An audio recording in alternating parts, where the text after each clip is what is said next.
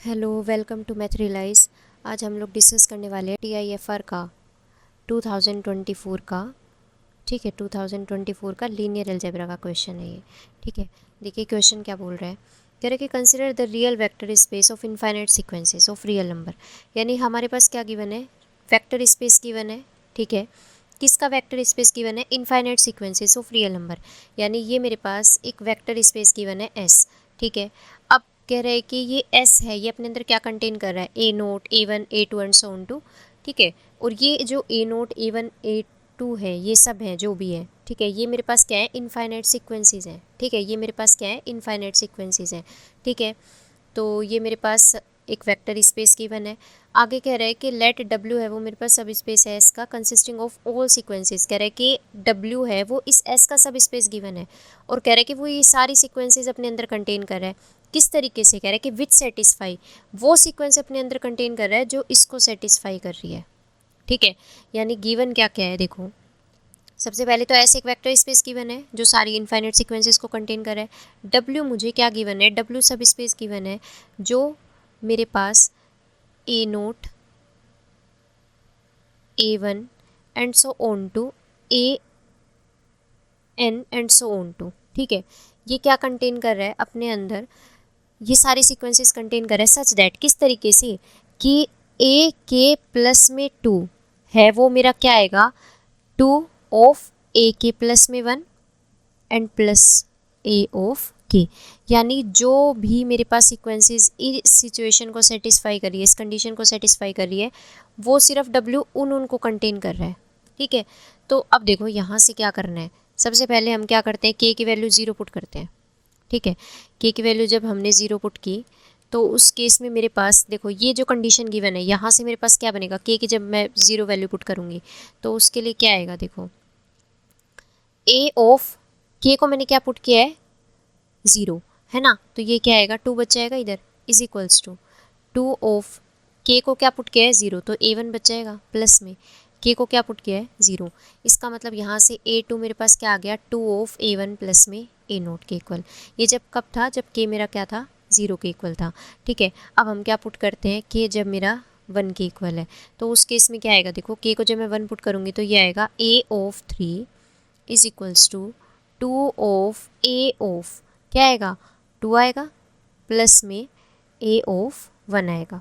ठीक है, अब देखो यहाँ से ये जो A2 की वैल्यू है ये मैं यहाँ से पुट कर सकती हूँ इस वाली इक्वेशन के अंदर। ठीक है, इस वाली इक्वेशन के अंदर मैं पुट कर सकती हूँ उसको। तो देखो ये मेरे पास क्या बन जाएगा, 2 ऑफ A2 की जगह क्या आ जाएगा, 2 ऑफ A1 प्लस में A0 एंड प्लस में A1। ठीक है, यानी ये मेरे पास क्या आ गया, 4 ऑफ A1 प्लस में 2 ऑफ A0 एंड प्लस में A1, और इज इक्वल्स टू क्या आ गया, 5 ऑफ A1 प्लस में 2 ऑफ A0। यानी ये अब मेरे पास किसकी वैल्यू आई है, A3 की वैल्यू आई है। ठीक है, A2 की वैल्यू भी आ गई, A3 की वैल्यू भी आ गई। सिमिलर तरीके से A4 कैलकुलेट कर सकते हैं। ठीक है, A4 को किस तरीके से कैलकुलेट करेंगे, देखो जब मैं K को क्या पुट करूँगी, 2 पुट करूँगी अब की बार, है ना। K को जब मैंने 2 पुट किया तो देखो इक्वेशन क्या थी मेरी, A ऑफ K प्लस में 2, यानी K को जब मैं 2 पुट कर रही हूँ तो यहाँ से मेरे पास क्या आएगा, ये A4 आएगा, is equals to 2 of K plus 1, A of K plus 1 है ना, तो ये कितना आ जाएगा, A ऑफ 3 प्लस में क्या आ जाएगा, A ऑफ 2। अब मैं क्या करूँगी, A3 की जो वैल्यू थी मेरे पास वो इसके अंदर पुट कर दूँगी, तो 2 ऑफ A3 की वैल्यू क्या आएगी, 5 ऑफ A1 प्लस में twice of A0 and plus में A2। ठीक है, इसी तरीके से मैं क्या करूँगी, इसको सोल्व कर लूँगी। सोल्व करने के बाद ये क्या आएगा, 10 ऑफ A1 प्लस में 4 ऑफ A0 एंड प्लस में A2। अच्छा, A2 की वैल्यू भी पुट कर सकते हैं, है ना, A2 की वैल्यू भी पुट कर सकते हैं।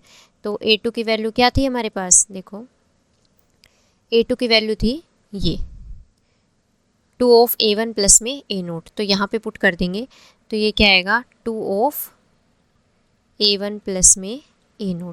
ठीक है, इसको सोल्व कर लेंगे, क्या आएगा, 12 ऑफ A1 प्लस में 5 ऑफ A0।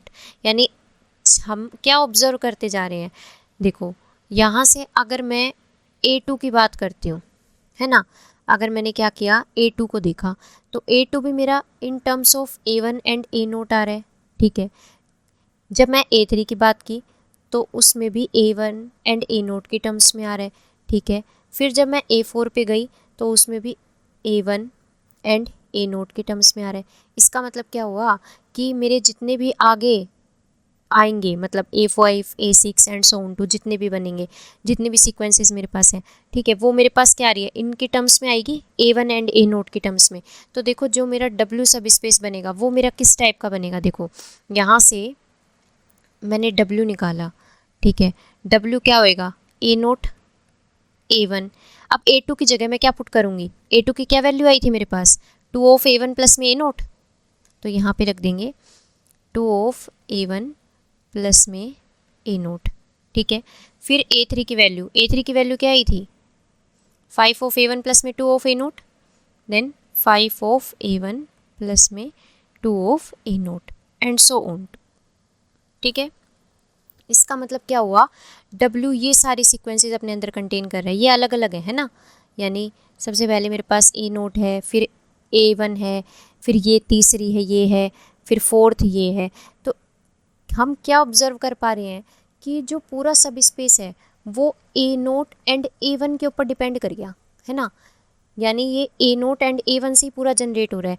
ये जितने भी आगे मेरे पास आ रही हैं सीक्वेंसेस वो क्या आ रही है, इनके लीनियर कम्बिनेशन में आ रही है, A0 एंड A1 की।